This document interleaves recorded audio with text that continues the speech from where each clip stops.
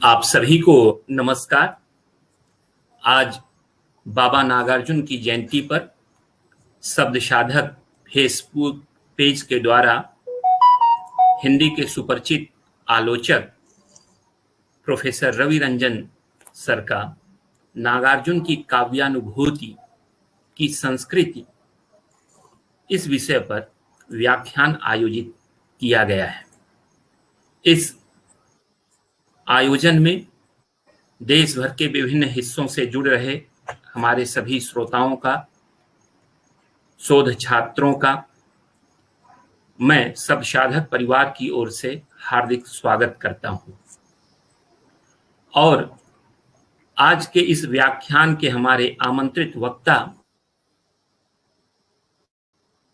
ही मैं हार्दिक स्वागत करता हूं। मैं व्याख्यान शुरू होने के पूर्व मैं सर का एक संक्षिप्त परिचय देना चाहूंगा। सर हैदराबाद केंद्रीय विश्वविद्यालय में हिंदी के विभागाध्यक्ष रहे हैं। आपका भक्ति काव्य पर, आधुनिक हिंदी साहित्य पर, आलोचना पर, साहित्य के समाज शास्त्र पर आपने महत्वपूर्ण कार्य किया है। पेकिंग विश्वविद्यालय और वारसा विश्वविद्यालय पोलैंड में आप विजिटिंग प्रोफेसर भी रहे हैं। हिंदी की प्रतिष्ठित पत्र पत्रिकाओं में आपके लगातार आलेख, समीक्षाएं प्रकाशित होती रही हैं। तो ज्यादा समय ना लेते हुए मैं अब बहुत ही आदर के साथ आमंत्रित करता हूं प्रोफेसर रवि रंजन सर को। आदरणीय रवि रंजन सर। धन्यवाद। शब्द साधक फेसबुक पेज के संचालक और हिंदी के योग्य अध्यापक, लेखक हमारे मित्र डॉक्टर पुनीत कुमार राय जी,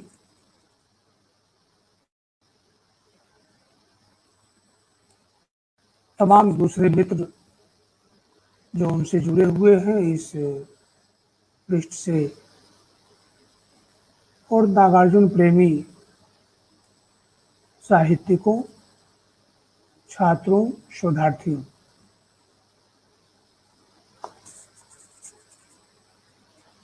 आज बाबा की जयंती है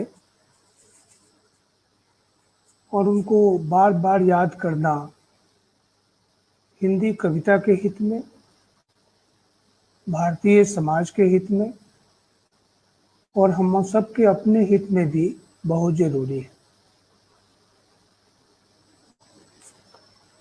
याद रहे कि नागार्जुन ने शब्द कर्म तो किया, लेकिन शब्द कर्म को केवल एक कलम घसीटू लेखकों की तरह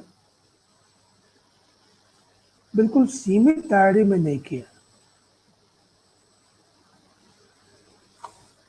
मुझको उनकी एक कविता की पंक्ति याद आ रही है जिसमें वो कहते हैं कि इस मौसम में यहाँ कृषक के खेतों का भुट्टा पकता है, चारों ओर बंदूकें चलती, शेर तो बम बिकता है, आओ तुझे मैं सैर कराऊं, घर में घुस के क्या लिखता है। आमतौर पर इसको एक व्यंग्य कविता के रूप में कोई व्यक्ति ग्रहण करेगा, लेकिन थोड़ी गहराई से आप विचारिए कि यह पंक्ति जिसमें कि कवि कह रहा है कि आओ तुझको सैर कराऊं, घर में घुस के क्या लिखता, मतलब केवल समय व्यतीत करने के लिए, लिखने के लिए लिखना, और जो लेखन का एक महत्तर उद्देश्य है, आम जनता के साथ, आम पाठक के साथ, शिक्षित अशिक्षित तमाम समुदायों के साथ संवाद स्थापित करना, तो ये जो महत्तर उद्देश्य है, नागार्जुन इसको लेकर रचना करते रहे हैं। मतलब उनकी जो काव्यानुभूति है, उस काव्यानुभूति के दायरे में केवल वे ही चीज नहीं आती हैं जिनको परंपरा से हम लोग कविता का विषय मानते रहे हैं। आप देखें कि उनका जो सौंदर्य बोध है, क्योंकि यहाँ शीर्षक दिया गया है नागार्जुन की काव्यानुभूति की संस्कृति। संस्कृति का सीधा संबंध हमारे सौंदर्य बोध से। जयशंकर प्रसाद ने काव्य कला एवं अन्य निबंध, जो उनकी पुस्तक है, मेरे जेहन में उनका एक वाक्य है, आप विद्वानों को पता होगा, जहाँ वो कहते हैं कि संस्कृति सौंदर्य बोध के विकसित होने की मौलिक चेष्टा है। संस्कृति की दुनिया भर की परिभाषा दी जाती है, लेकिन मुझको ये बात बहुत ही महत्वपूर्ण प्रतीत हुई कि उसको सौंदर्य बोध से जोड़ते। अब जहाँ तक ये सौंदर्य बोध का सवाल है, तो महर्षि वाल्मीकि से लेकर आदि कवि, वहाँ से लेकर और हमारे समय में जो रचनाकार सक्रिय है, जो अक्षर जगत हमारा बनता है, जो वर्ड कॉन्शियस कम्युनिटी है हमारी, तो आप अगर उनके सौंदर्य बोध को परखें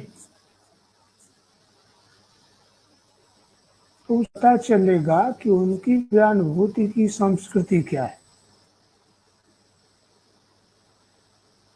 नागार्जुन के यहाँ आप देखें कि जो सौंदर्य बोध कवि को लुभाता है,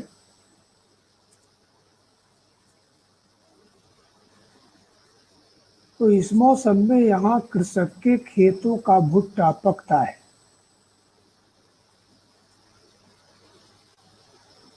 पका हुआ भुट्टा। एक दूसरी उनकी कविता है जिसमें वो कहते हैं कि पके हुए भुट्टे सामने आए और तबीयत खिल गई। तो ये जो सौंदर्य बोध का दायरा है उनकी काव्यानुभूति में, इसको आप देखें। फिर सुंदरता का जो एक पैमाना हमारे मन में, हमारे मिजाज में बैठा हुआ है, नागार्जुन की कविता में आप देखेंगे सुंदरता का एक पैमाना कैसे बदल जाता है। जहाँ वो कहते हैं कि बताऊं कैसे लगते हैं दरिद्र देश के धनिक, जैसे कोढ़ी कुरब तन पर मणिमय आभूषण। जैसे किसी आदमी को कुष्ठ रोग हो जाए और कुष्ठ रोग हो जाने पर यदि वह आभूषण धारण कर लेता है तो वो जैसा दिखेगा वैसे ही ये दरिद्र देश के, गरीब देश के जो धनवान लोग हैं, समृद्ध लोग हैं, वे मुझको वैसे ही दिखते हैं।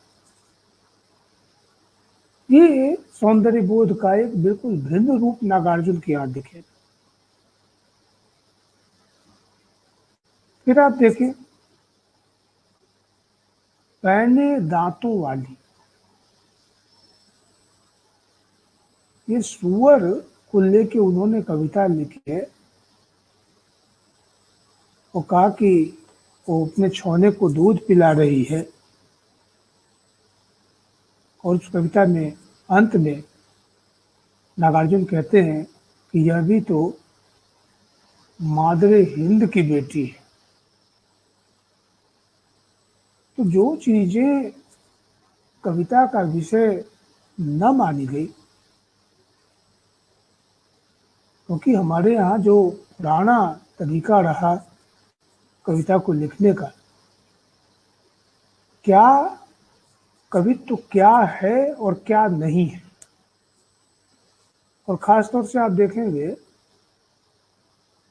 ग्राम्यता, तो ग्राम्यता को तो लोगों ने कुछ बताया, लेकिन नागार्जुन की कविता में गांव से, ग्रामीण जीवन से रस लेना, वहां से जीवनी शक्ति लेना, ये नागार्जुन की सबसे बड़ी खूबी है,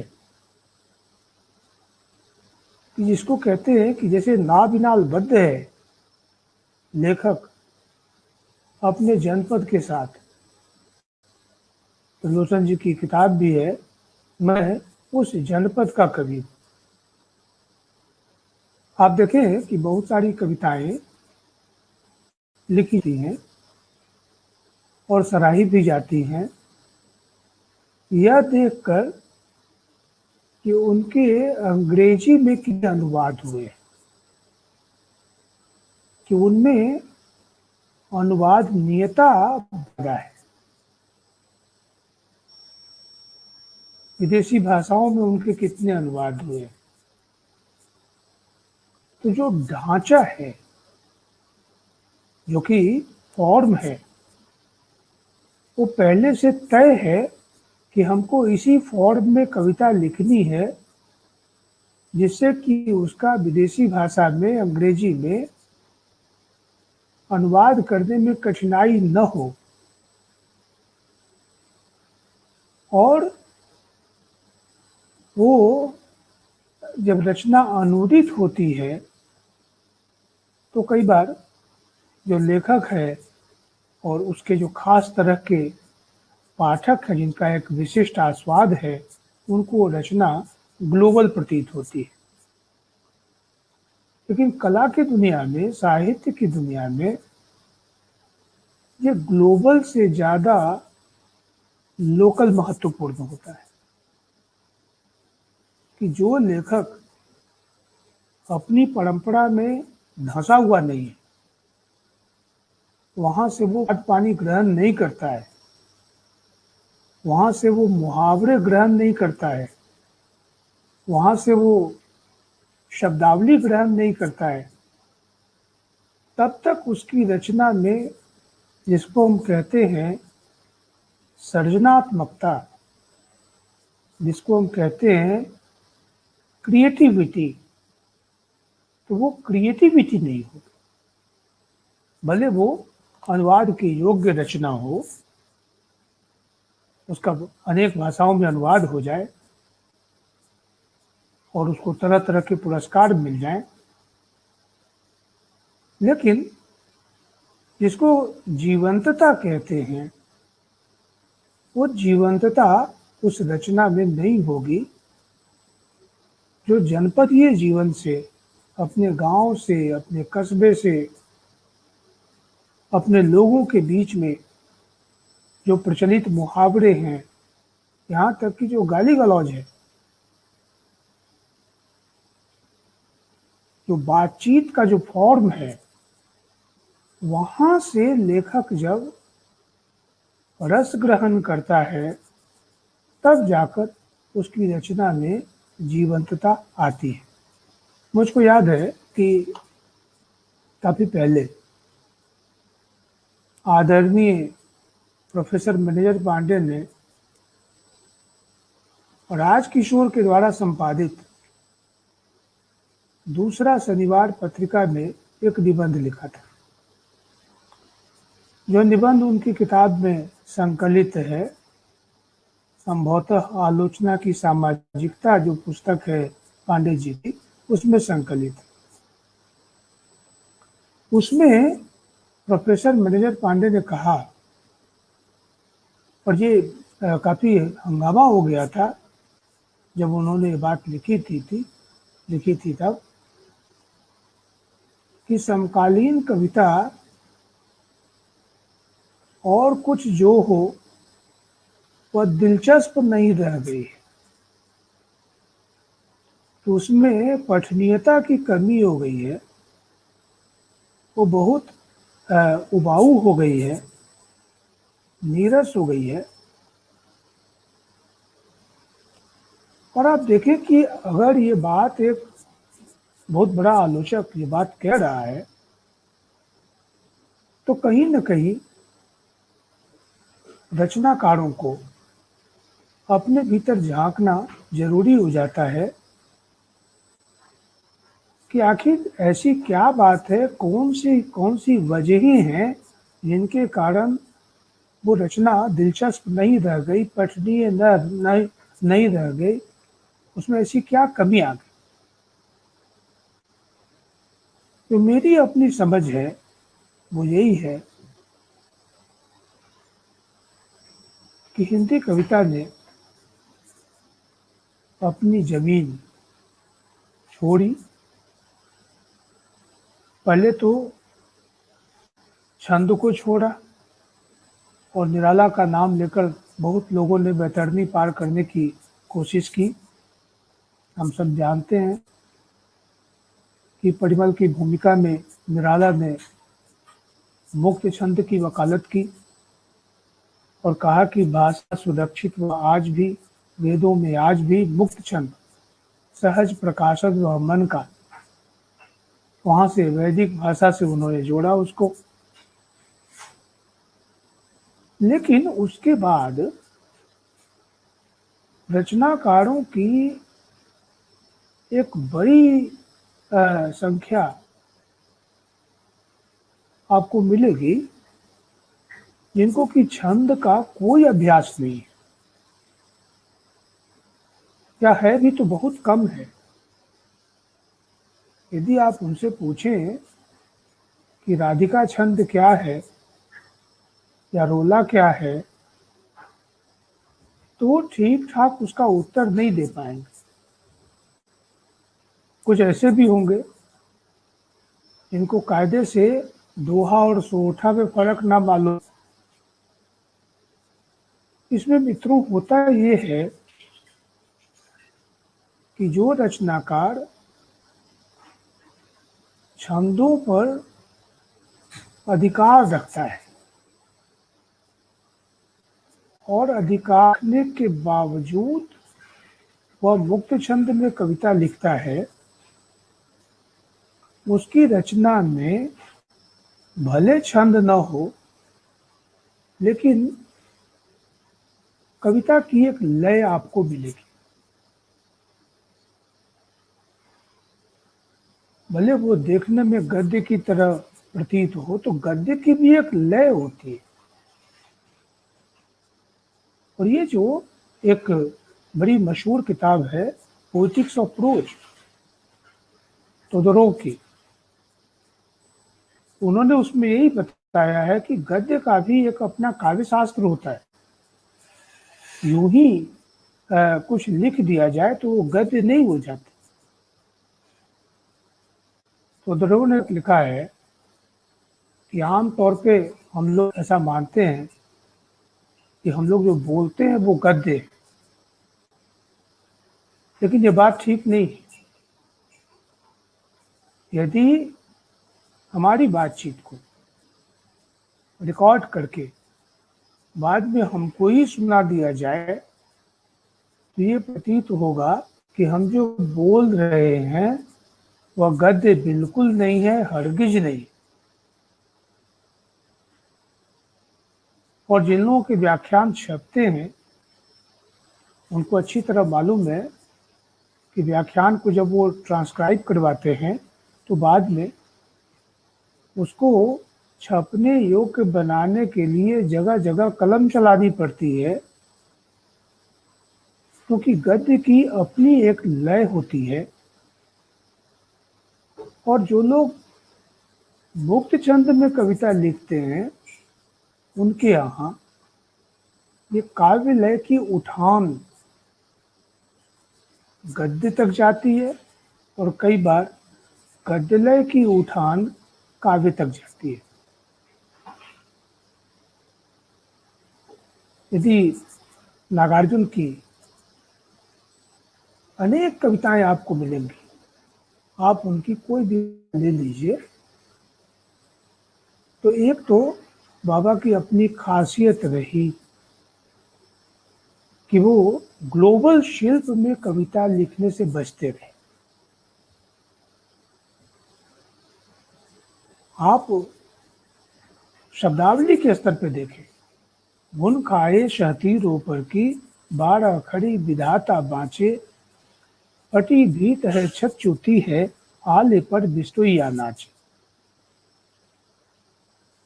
ये जो दुखरद मास्टर और गांव के स्कूल का जो चित्रण किया उन्होंने, तो आप इसकी भाषा देखिए, बिस्तुइया शब्द का प्रयोग किया उन्होंने,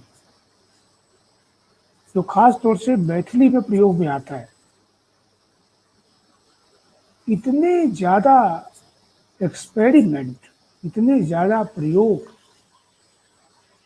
कविता में अकेले नागार्जुन ने किए हैं कि प्रयोगवादी कवि उनके सामने पानी भरे। हालांकि नामवर जी ने जो नागार्जुन प्रतिनिधि कविताएं उसका संपादन किया और उसकी भूमिका लिखी, उसमें उन्होंने रेखांकित किया है कि नागार्जुन की गिनती प्रयोगवादी कवि के रूप में बिल्कुल नहीं होती है। बावजूद इसके नागार्जुन की कविता में अनेक ऐसे प्रयोग आपको मिलेंगे जैसे प्रयोग खुद प्रयोगवादियों ने नहीं किए। आप मंत्र कविता को देखें, वो एक प्रयोग है, एक्सपेरिमेंट है, क्योंकि मंत्र का एक खास ढांचा, एक खास मकसद, एक उसका फॉर्म और उसको लिखने का एक उद्देश्य, और मंत्र कहते ही उसके नाम के साथ जो पवित्रता जुड़ी हुई है वो चली आती है। लेकिन नागार्जुन जब मंत्र कविता लिखते हैं तो वो अपने जमाने का मंत्र लिख रहे हैं, और वो मंत्र कोई भाववादी तरीके से नहीं लिखा जा रहा है, वो यथार्थवादी मंत्र लिख रहे हैं। ये कोई आत्मा की मुक्ति के लिए उस मंत्र का सृजन वो नहीं कर रहे हैं, बल्कि व्यापक मानवता के दबी कुचली मानवता के हित में उनकी मुक्ति के लिए उस मंत्र की रचना की जा रही है। और जो व्यंग है उसमें, ओम मारन मोहन उच्चाटन, ओम गद्दी पर आजन वज्रासन, कोई सोच भी नहीं सकता था कि मंत्र कविता इस रूप में भी लिखी जा सकती है।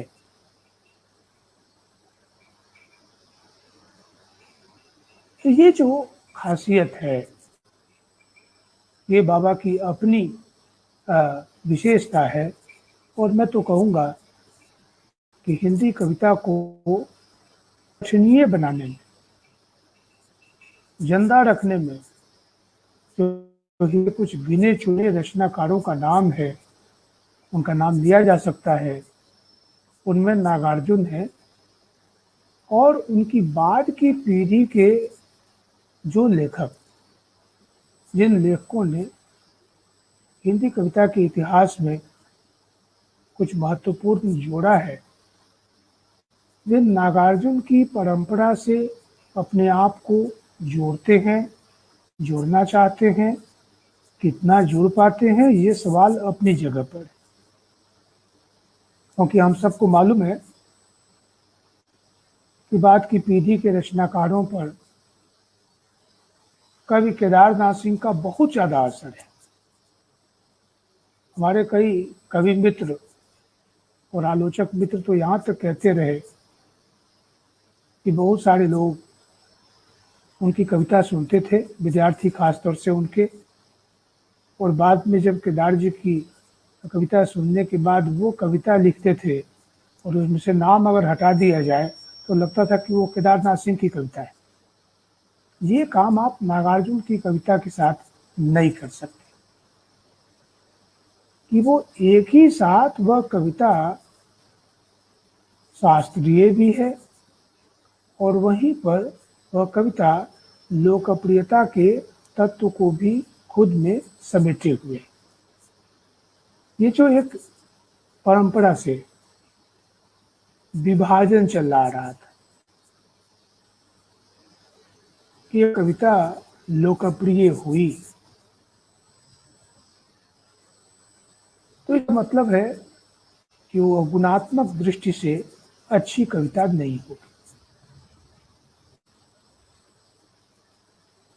लोकप्रियता को कई लोग रचना का दोष भी मानते थे।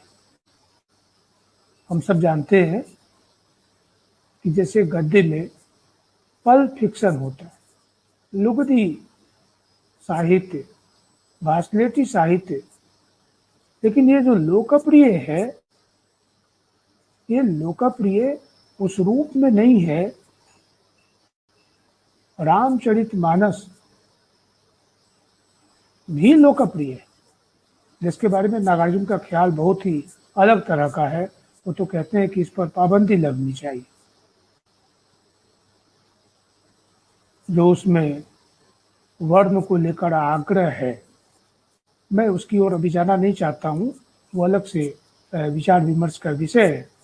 मैं केवल रामचरितमानस की लोकप्रियता के बारे में चर्चा करना चाहता हूँ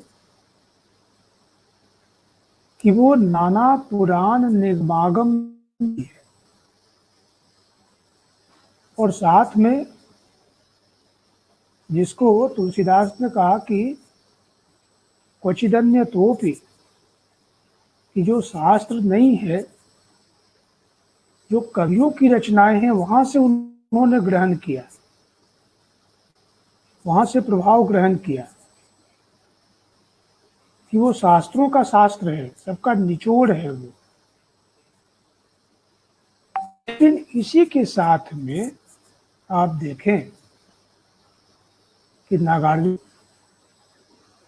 की कविता में जो लोकप्रियता का तत्व है, और मैं तुलसीदास के प्रसंग में बात कह रहा था कि रामचरितमानस में लोकप्रियता का तत्व भी है। ये चीज सीधे इस वजह से सीधे मानस के विरुद्ध विचार रखने के बावजूद बाबा नागार्जुन तुलसीदास से जुड़ते या कबीरदास से जुड़ते। मैं फॉर्म और कंटेंट पे बात कर रहा हूँ, खासतौर से फॉर्म पर, कि मानस का जो फॉर्म है, उसका जो रूप प्रकार है, उसी में लोकप्रियता के तत्व हैं। मुहावरे, आप देखिए, जो लोग जो मुहावरे बोलते हैं, अधम निलज्ज लाज नहीं तोई, टेढ़ी छोर की हुई रानी, अनेक अनेक मुहावरे जो उदाहरण लिए तुलसीदास ने, भक्त कवियों ने, कबीरदास ने, रैदास ने, तो वहां से आप देखिए कि नागार्जुन जुड़ते हैं कि उनकी कविता में जो फॉर्म है वो फॉर्म अपने आप में लोकप्रियता के तत्व को समेटे हुए है। मित्रों, मैं कहना चाहता हूं कि वो एलीट पोइट्री नहीं है। अंतोनियो ग्राम्सी ने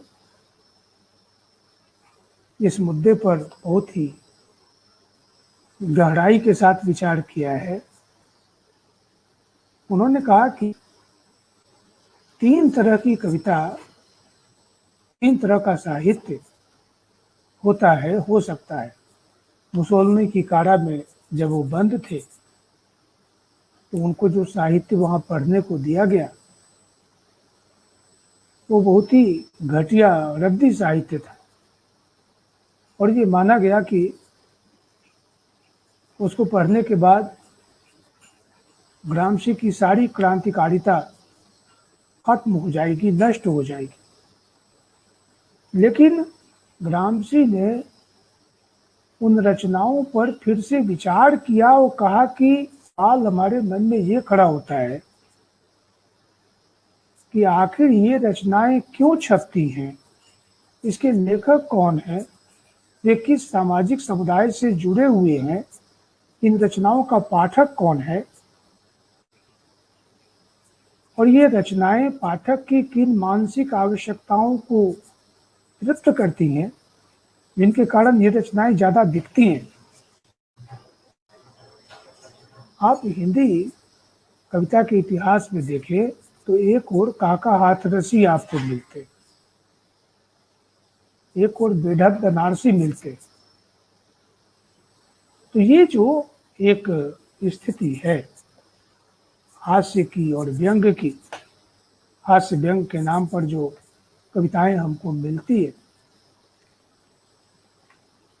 नागार्जुन उसको भी लेते हैं। लेकिन जिसको हास्य व्यंग के लिए नोबेल पुरस्कार प्राप्त करने वाले दुनिया के मशहूर लेखक, जो कि मूलतः इटली के इटालियन भाषा के लेखक थे, डेरियो फो ने कहा कि there is something called laughter with gravity. ये गंभीर हास्य है, ये यूं ही हंसने के लिए, हंसाने के लिए सतही हास्य नहीं है, यह अपने आप में गंभीर हास्य है।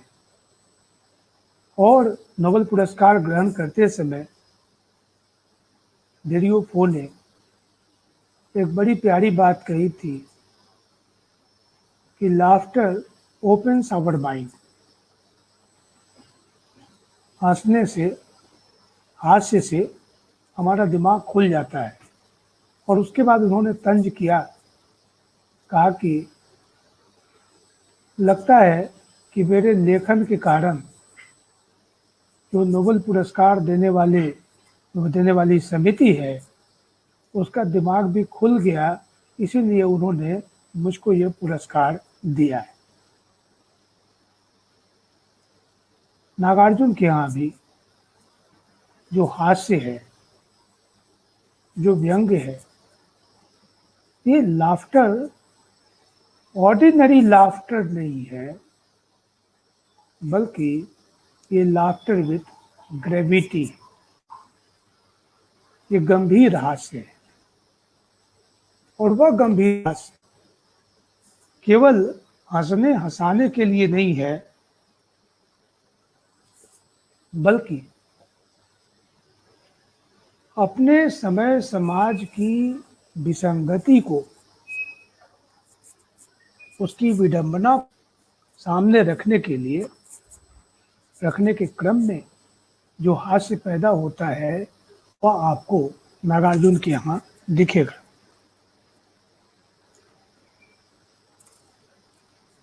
रामबिलास जी ने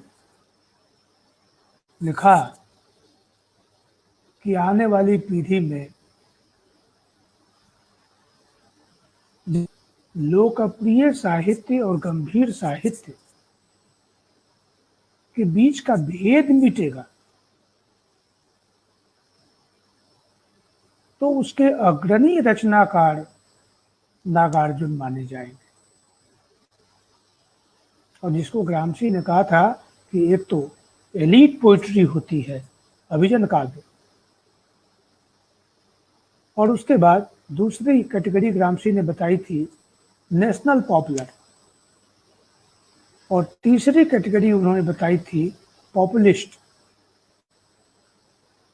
उन्होंने कहा कि जब ये नेशनल पॉपुलर लिटरेचर नहीं लिखा जाता है किसी भाषा या साहित्य में, नेशनल पॉपुलर लिटरेचर की कमी होने लगती है, क्योंकि जो एलीट कविता है, एलीट साहित्य है, उसका एक अपना खास तरह का पाठक वर्ग होता है। वह प्रक्रिया अपने आप में बिल्कुल एक अलग ढंग की प्रक्रिया है। जो सबसे बड़े पैमाने पर लोगों को प्रभावित करने वाला रचनाकार होता है या जो साहित्य होता है, तो ग्रामसी कहते हैं कि वो नेशनल पॉपुलर होता है। ये शब्दावली उन्हीं की है। उन्होंने कहा कि जब ये नेशनल पॉपुलर लिटरेचर नहीं लिखा जाता है या कम लिखा जाता है, तो उस खाली जगह को भरने के लिए जो पॉपुलिस्ट लिटरेचर है, जो बिल्कुल चीप पॉपुलिस्ट साहित्य है, सस्ता लोकप्रिय साहित्य है, वो उस जगह को भरने के लिए आ जाता है और वही उसके विकल्प के रूप में सामने जनता के सामने प्रस्तुत होता है। बाबा की कविता में, जिसको हम कहेंगे एलीट कविता, इसके उदाहरण बहुत कम मिलेंगे। नहीं है ऐसा नहीं। अमल धवलगिरी के शिखरों पर बादल को गिरते देखा है, वो जो उनकी प्रसिद्ध रचना है।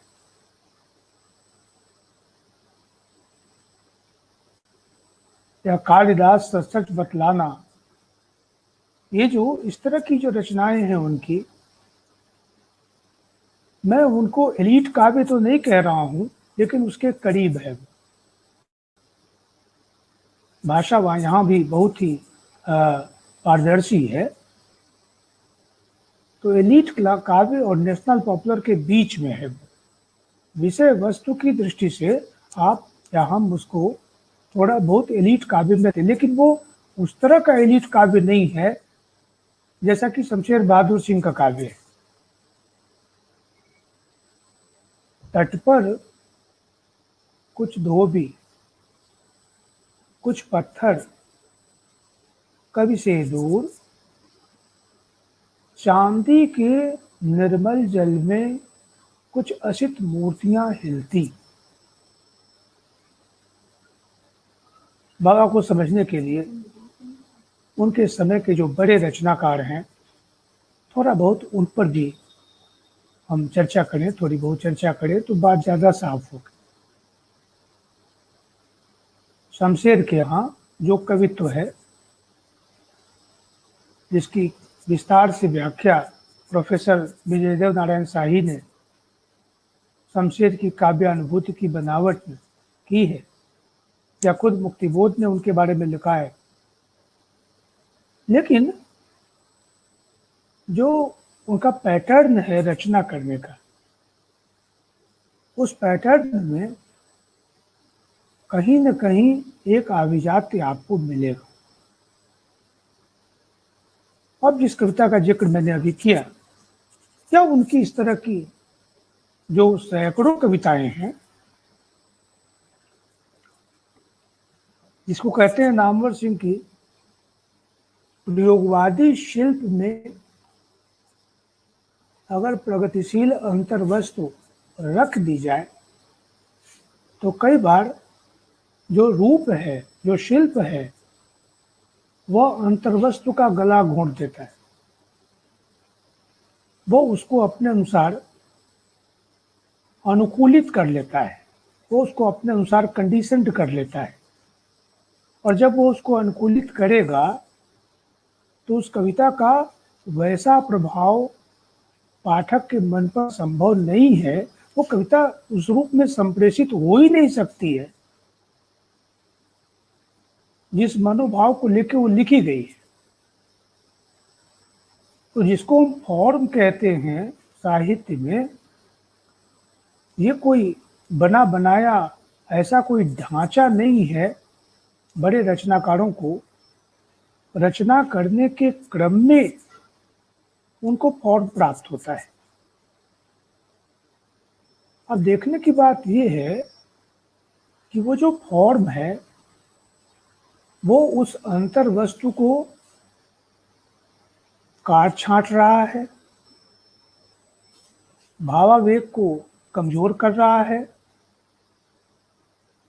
उसके संप्रेषण में वह फॉर्म कहीं बाधा तो उपस्थित नहीं कर रहा है। तो कई बार ऐसा देखा गया कि फॉर्म तो बहुत अच्छा बन गया, बिंब बहुत सुंदर बन गया, लेकिन उस बिंब को खोलने के लिए किसी विद्वान आलोचक की जरूरत होगी, जो कि शमशेर की शमशेरियत को पहचाने। और जब तक वो उसको खोलेगा नहीं, तब तक रचनाकार का पाठक के साथ संवाद संभव नहीं है। वह आलोचक के माध्यम से ही संभव है। कुछ एक अपवाद स्वरूप कुछ कविताएं ऐसी हो सकती हैं जहाँ की संवाद हो जाए, और शमशेर के यहाँ भी है। वाम वाम वाम दिशा समय साम्यवादी जैसी कविता। लेकिन नागार्जुन के यहाँ, केदारनाथ अग्रवाल के यहाँ यदि आप देखें तो वहाँ लेखक पाठक के साथ सीधे सीधे संवाद स्थापित करने में सक्षम है। कला की गांठ होगी, विद्वान आलोचक उसको खोलेंगे तो ज़्यादा वो कविता गंभीरता से हमको समझ में आएगी। लेकिन उनकी अनेकानेक कविताएं ऐसी हैं, या ज़्यादातर कविताएं ऐसी हैं, जिनमें जो कलात्मक सृजन है वो जीवन से इतना ज़्यादा जुड़ा हुआ है कि वो प्रतीत होगा कि जैसे हम सामने बैठ के कोई आदमी हमसे बातचीत कर रहा है। उसको समझने के लिए किसी शास्त्र की, साहित्य शास्त्र की आलोचना की, बिंब प्रतीक मिथक, इसके गंभीर अध्ययन की कोई बहुत दरकार नहीं है। सच बात तो ये है कि ऐसी कविताएं हमको भी कवि बनाती हैं। हमारे भीतर वो काव्य संस्कार डालती हैं, और नागार्जुन को पढ़ के भी बहुत सारे लोग कवि हुए हैं। तो ये जो फॉर्म है नागार्जुन की कविता में, ये मुझको बड़ा महत्वपूर्ण लगता है। मैं इसमें एक सैद्धांतिक चर्चा आपके सामने करना चाहता हूँ। दुनिया के दो बड़े विचारकों के बीच में मतभेद है, और वो मतभेद ये है कि जॉर्ज लुकाच ने जो किताब लिखी है थ्योरी ऑफ नॉवेल, उसमें एक अध्याय है जिसका हिंदी अनुवाद है रूपे इतिहास दर्शन की समस्याएं। और इसमें लुकाच ने ये कहा कि जब समाज व्यवस्था बदलेगी तो अंतर्वस्तु बदलेगी, और जब अंतर्वस्तु बदलेगी साहित्य की, तो उस नई अंतर्वस्तु को पुराने फॉर्म के माध्यम से व्यक्त करना उसको अभिव्यक्ति प्रदान करना नामुमकिन होगा, असंभव होगा। और उन्होंने इसके लिए बहुत सारे उदाहरण जर्मन साहित्य से, रूसी साहित्य से दिए। बर्तोल्ट ब्रेस्ट, जो कि एक रचनाकार थे, उन्होंने इसका विरोध किया। और आप अगर इसको पढ़ना चाहें विस्तार से, तो आप इंटरनेट पर टाइप करें ब्रेस्ट अगेंस्ट लुकाच या ब्रेख्ट अगेंस्ट लुकाच, ये उच्चारण में थोड़ा सा फर्क है। तो ब्रेस्ट अगेंस्ट लुकाच यदि आप टाइप करें तो वो पूरा का पूरा, पूरी जो बहस है वो आपके सामने आ जाएगी। बर्तोल्ट ब्रेस्ट ने कहा कि ये सच है कि समाज व्यवस्था बदलने पर साहित्य की अंतर्वस्तु बदलती है। यह भी सच है कि जब साहित्य की अंतर्वस्तु बदलती है तो फॉर्म बदलता है। लेकिन अगर कोई प्रतिभाशाली रचनाकार है तो वो पुराने फॉर्म के माध्यम से भी नई अंतर्वस्तु को बाकायदा, बखूबी अभिव्यक्त कर सकता है और उसमें वो सफल होगा। अब आप देखें, दोहा फॉर्म है, भक्ति, नीति और श्रृंगार। दोहे में इतना ज्यादा भक्ति, नीति और श्रृंगार इसको लेकर लोगों ने लिखा कि इसके बाद लगभग मान लिया गया कि दोहा फॉर्म में कुछ नया नहीं कहा जा सकता है। मतलब वो फॉर्म जो है, इसको अंग्रेजी में कहेंगे कि वो एक तरह से एग्जॉस्ट हो गया। अब उसमें कुछ नया कहने की कोई गुंजाइश नहीं है। लेकिन नागार्जुन काव्य के अध्येताओं को मालूम है कि नागार्जुन ने शासन की बंदूक इस शीर्षक से दोहे की रचना की। जली ठूंठ पर बैठकर गई कोकिला कूक, बाल न बांका कर शासन की बंदूक। या फिर अन्न पचीसी के दोहे, जिसमें कि वो आह्वान करते हैं कि छीन सके तो छीन ले, लूट सके तो लूट, मिल सकती कैसे भला अन्न चोर को छूट। कोई सोच भी नहीं सकता था कि जो फॉर्म बिल्कुल एग्जॉस्ट हो गया, जिसमें कुछ नया कहने की संभावना लगभग समाप्त मान गई थी, आप देखें कि उसमें अपने समय की तेजाबी यथार्थ को, अपने समय की इस अंतर्वस्तु को कैसे नागार्जुन जैसा प्रतिभाशाली कवि विन्यस्त करता है। तो ब्रेस्ट की जो बात है उसमें दम है। और हिंदी कविता का उदाहरण ये बताता है। ऐसे अनेक उदाहरण त्रिलोचन जी ने, उसके बाद देखेंगे अष्टभुजा शुक्ल ने, और कई लोगों ने पुराने फॉर्म का बहुत अच्छा इस्तेमाल किया है। खुद रामविलास शर्मा ने,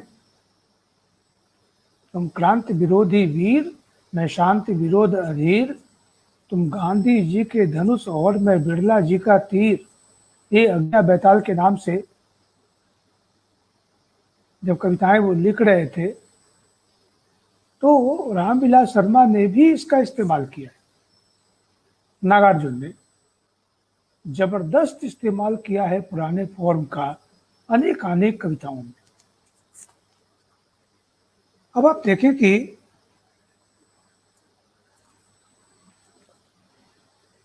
रैदास का एक भजन है, प्रभु जी तुम चंदन हम पानी, प्रभु जी तुम दीपक हम बाती। बहुत ही प्रसिद्ध भजन है।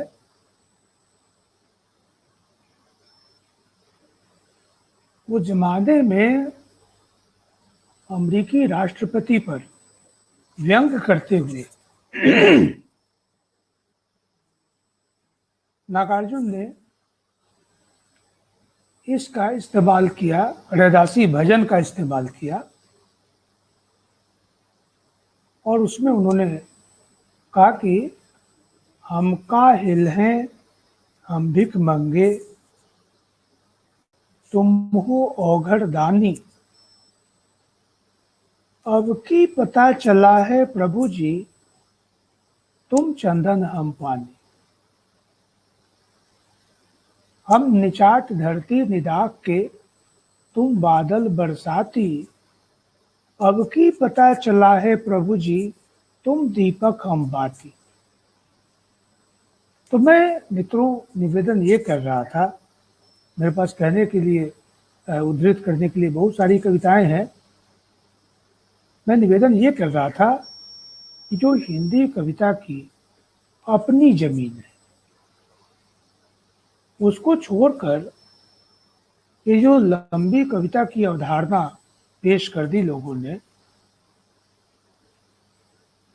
और छंद, तुक, लय, इससे बिल्कुल मुख मोड़ लिया,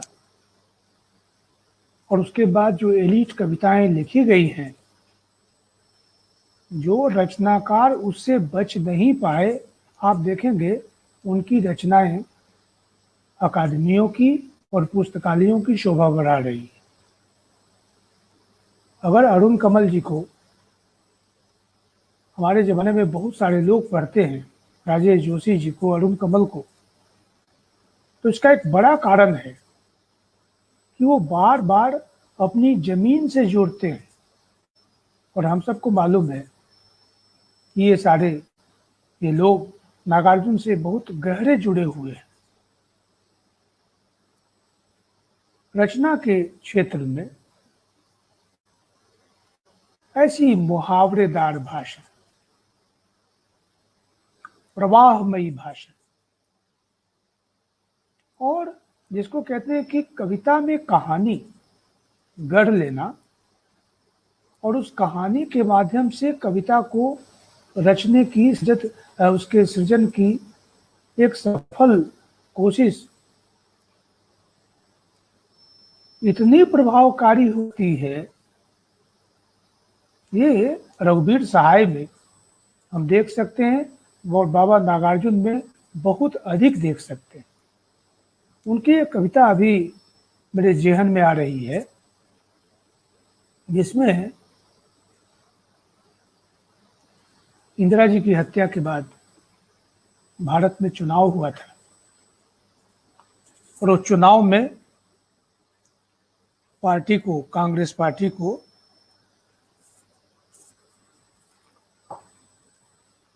बहुत ज्यादा मत मिला था। और ये जो प्रजातंत्र है, इसमें बहुमत और अल्पमत का खेल है, तो बहुमत बड़ी अच्छी बात है, लेकिन बहुत ज़्यादा अगर किसी को वोट मिलने लगे, तो ऐसा मानते हैं हमारे राजनीति विज्ञानी मित्र कि कई बार लोकतंत्र कमजोर होता है, मजबूत नहीं होता है। अब इसको बहुत एक कौतुक वाले अंदाज में नागार्जुन ने अपनी उस कविता में रखा, और ये उनके एक संग्रह का नाम भी है, इस गुब्बारे की छाया में। एक बूढ़ी औरत है जो डॉक्टर के पास जाती है, और एक बच्चे को साथ में लिए हुए है, और कहने का अंदाज आप देखें, एक ठेठ देसी गवई अंदाज है। इसको मैं कह रहा था कि लोकल ज्यादा महत्वपूर्ण है कविता में, ग्लोबल महत्वपूर्ण है। देह बे भी ठीक ठाक है, कंधा वंधा ठीक ठाक है, बाँ बू भी ठीक ठाक है, माथा गुब्बारे सा फूला, डॉक्टर साहब इसका माथा छोटा कर दो। इसी ढंग की बहुत सारी पंक्तियां आपको मिलेंगी। वो बूढ़ी औरत डॉक्टर से कहती है कि इसका माथा फूलता ही चला जा रहा है गुब्बारे की तरह, जो कि किताब का शीर्षक भी है काव्य संग्रह का, इस गुब्बारे की छाया में। तो कहा कि इसका माथा छोटा कर। अब देखिए जो डॉक्टर जवाब देता है,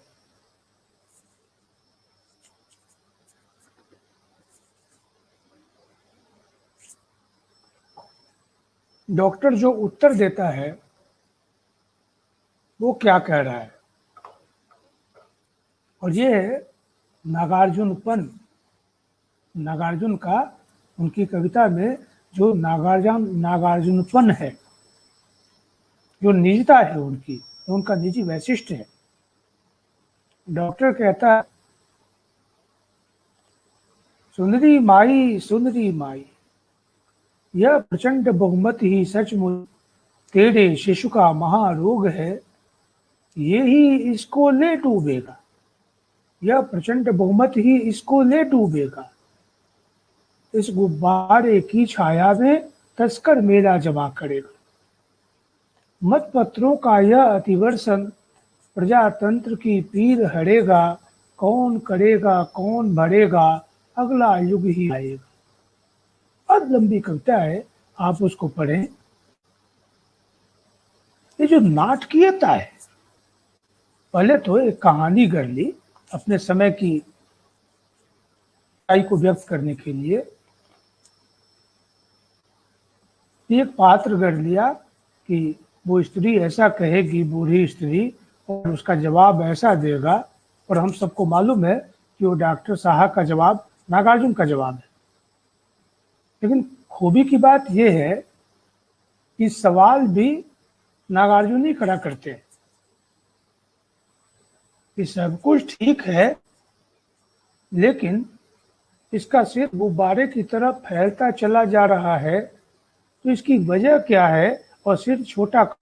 और कहने का जो आप देख रहे हैं, बाँ बू भी ठीक ठाक है, कंधा वंधा ठीक ठाक है, दे वे भी ठीक ठाक है, माथा गुब्बारे सा फूला, डॉक्टर साहब इसका माथा छोटा कर।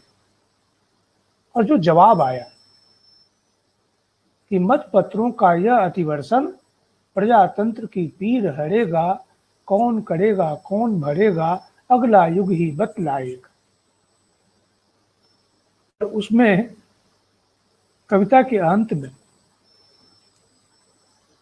डॉक्टर साहब कहते हैं, जाओ जाओ दिल्ली जाओ, दिल्ली जाओ, नेक जोक की जुगत भिराओ, दिल्ली जाओ। राज तिलक होने वाला है, जो भी छीके वो साला है, पड़ी थाप ढोलक पर री, रस बरसे री रस बरसे। ये जो अंतिम पंक्ति है, पड़ी थाप ढोलक पर री, रस बरसे री रस बरसे, ये लगभग उसी तरह की सृष्टि है जैसे कफन कहानी में ठगनी क्यों नैना झमका दी। ये लगभग वही स्थिति है। ये विनोदी स्वभाव, ये लाफ्टर विथ ग्रेविटी, ये गंभीर हास्य के माध्यम से जो लोकतंत्र है, लोकतंत्र की जो लोकतांत्रिक प्रक्रिया है, वो कैसे पटरी से बाहर जा रही है। और जैसा मैंने निवेदन किया कि लोकतंत्र में बहुमत बहुत अच्छी चीज है, लेकिन एक सीमा के बाद बहुमत कैसे जनहित की चांदमारी शुरू करता है, ये भी नागार्जुन की पंक्ति है। स्वर्ग है पार्लियामेंट, महक रहा इत्र सेंट, करता है बहुमत जनहित की चांदमारी। कोई चांदमारी ये गाली है हिंदी इलाके में।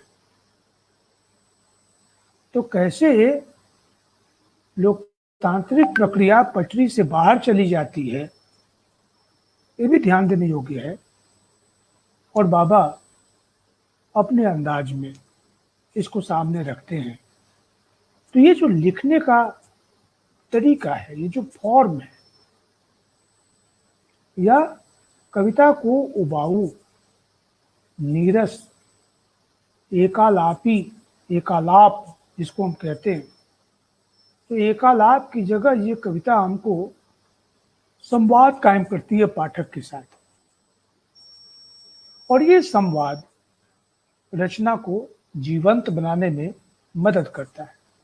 हम सबको मालूम है नागार्जुन की विचारधारा का संबंध वामपंथ से रहा, लेकिन उन्होंने कभी भी, और उन्होंने खुद कहा भी है कि हम सर्वसाधारण जनता को अपनी अधिस्वामिनी समझते हैं।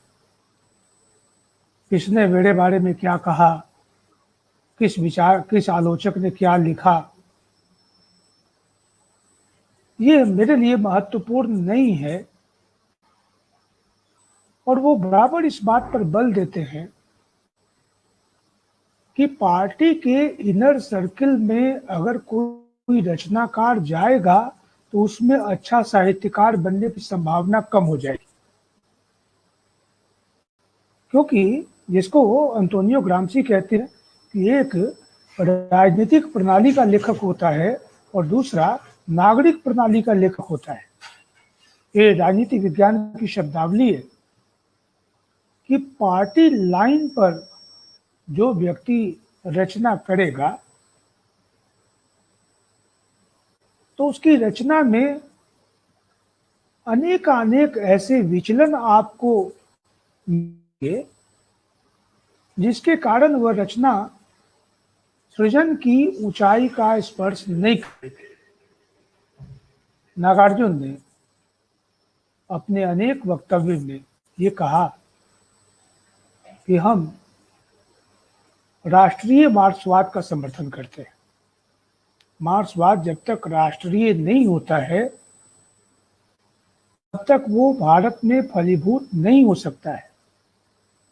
पेकिंग विश्वविद्यालय में 2005 से 2008 तक काम करते हुए सैकड़ों ऐसी संगोष्ठियों में हिस्सा लेने का मुझको मौका मिला, और ख़ासतौर से जो Chinese academy of social science है वहाँ मेरा आना जाना था। वहाँ का पुस्तकालय बहुत समृद्ध था और डिबेट डिस्कशन की बड़ी वहाँ गुंजाइश थी। जो भी विदेशी प्रोफेसर थे वहाँ आना जाना उनका होता था।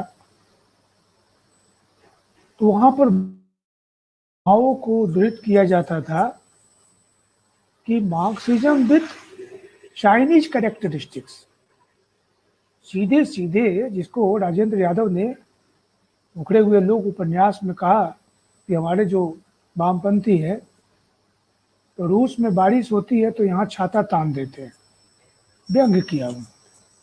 हालांकि ये भी एक अति कथन है, लेकिन ये जो राष्ट्रीय मार्क्सवाद पर नागार्जुन बल देते हैं, मैं समझता हूँ कि उनकी बात में दम है। विचारधारा अपनी जगह पर ही है। वर्ग और वर्ग के साथ भारतीय संदर्भ में जब आप मार्क्सवाद का इस्तेमाल करेंगे तो उसमें बिरादरी भी आएगी। और वो नागार्जुन ही है जिन्होंने हरिजन गाथा कविता लिखी। हमारे अम्बेडकरवादी मित्रों का कहना है, जो कि सही कहना है, कि वह दलित चेतना की कविता नहीं है, लेकिन वह एक बहुत अच्छी और सकारात्मक कविता है।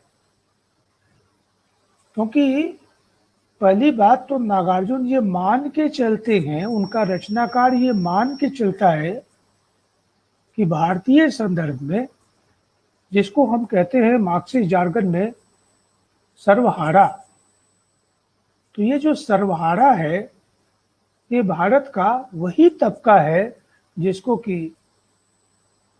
ऑप्रेस्ड क्लास या दलित या पहले कुछ और कहा जाता था, गांधी जी इसका प्रयोग करते थे।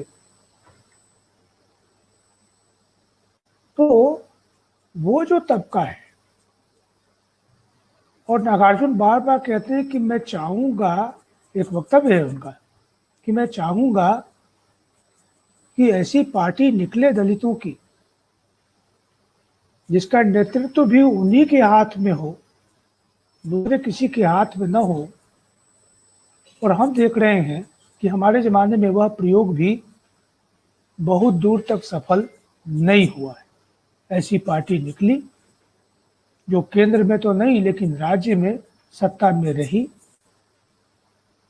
लेकिन वह प्रयोग जो नागार्जुन कहते हैं कि वो उन्हीं के बीच से नेतृत्व उभरे,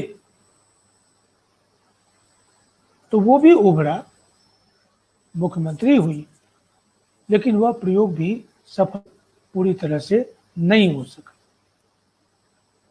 उस कविता में एक बड़ी प्यारी पंक्ति है जिसमें कहा गया कि ये जो नेतृत्व होगा उसका, सबके दुख में दुखी रहेगा, सबके सुख में सुख मानेगा, समझ बूझ कर ही समता का असली मुद्दा पहचानेगा। प्रकारांतर से कहा यह जा रहा है कि केवल बिरादरी के आधार पर अगर कोई राजनीति की जाएगी तो उसकी परिणति अराजकतावाद में होगी। जैसे केवल वर्ग के आधार पर भारतीय समाज को नहीं समझा जा सकता है, उसमें जाति जरूरी है। और प्रोफेसर एम एन श्रीनिवास ने तो किताब ही लिखी है, दक्षिण के एक बड़े समाजशास्त्री, क्योंकि जाति के भीतर भी वर्ग है और वर्ग के भीतर भी जाति है।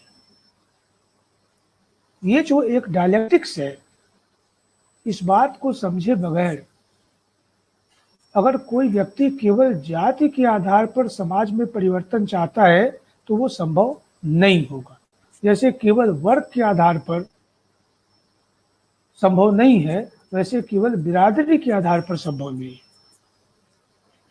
तो ऐसे में जो नागार्जुन की ये कविता है हरिजन गाथा, और उसकी जो वो पंक्ति जो मैंने आपके सामने उद्धृत की, कि उस समझ बूझ कर ही समता का असली मुद्दा पहचानेगा। ये कोई समता का मुद्दा बना बनाया कोई फार्मूला नहीं है, चुनावी रणनीति नहीं है कि इस बार चुनाव जीत लेना है तो कौन कौन सा अलायंस बनाना चाहिए। कला साहित्य संस्कृति की दुनिया में जो लोग काम करते हैं, वो ये जो तात्कालिक बातें होती हैं जिसको हम कहते हैं पॉलिटिकली करेक्ट होना, तो इसकी कलाकार को कोई जरूरत नहीं होती। वह एक स्वाभाविक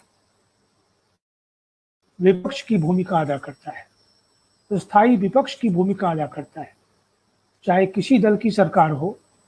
जहां कहीं भी उसको विसंगति मालूम पड़ेगी वो उसको उजागर किए बगैर नहीं रहे। और आप इस एक ही कविता को अगर उदाहरण बनाएं, ये बहुत लंबी कविता है हरिजन गाथा, अगर फॉर्म की दृष्टि से कोई व्यक्ति इसका अध्ययन करे तो जो शुरुआती दौर है जिसमें हत्याकांड के बाद लोग आपस में बातचीत कर रहे हैं, तो बातचीत में वहां जो लय है बातचीत की, वो बिल्कुल बदल जाती है जब संत गरीबदास का आगमन होता है दलितों की बस्ती में। अगले नहीं उसके अगले दिन पधारे गुरु महाराज, रैदासी कुटिया के संत गरीबदास। बकरी वाली गंगा जमनी दाढ़ी थी, बदन कठमस्त था और आंखें थी गुच्छी। ये और कोई नहीं है, एक कवि के अपने व्यक्तित्व का प्रक्षेपण आपको यहाँ दिखाई देगा। बर्तोल्ड ब्रेख्ट पर नागार्जुन ने जो कविता लिखी है उसमें यही कहा कि क्या नहीं है इन गुच्छी आंखों में, प्यार का अनूठा रसायन, नफरत की धधकती भट्ठी, अपूर्व विक्षोभ, ठगे जाने की प्रायोगिक सिधाई। कि पता है कि सामने वाला मुझको ठग रहा है, बेवकूफ बना रहा है, लेकिन उसको आजमाना कि देखते हैं ये कहाँ तक मुझको बेवकूफ समझता है।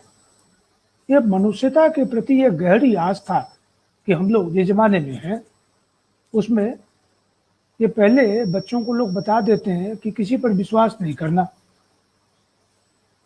तो पहले ही चरण में मनुष्य मात्र पर से विश्वास उठ जाना चाहिए, तभी आप सफल होंगे। नहीं, उसकी जगह पर यहाँ कहा गया ठगे जाने की प्रायोगिक सिधाई।